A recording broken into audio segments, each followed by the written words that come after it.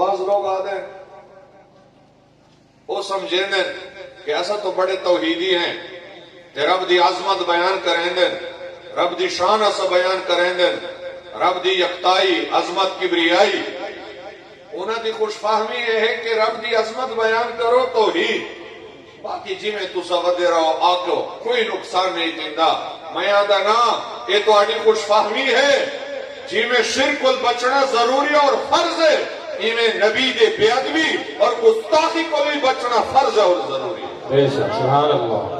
اور خوش قسمتی دی گل یہ ہے جن دے جتنا شکر کروں کم ہے کہ اہل سنت و جماعت کے عقائد اور اساڈا روش اور طریقہ جی میں نبی دے گستاخی اور بے ادبی کو پا کے اساڈے تمام عقائد ان دی شرک دا شبہ کوئی نہیں، معتقدات اہل سنت شرک کو لی پا کے اہل سنت گستاخ بھی نہیں اور مشرک بھی نہیں، پکے توحیدی بھی ہیں، نبی دے غلام بھی ہیں۔ سبحان اللہ۔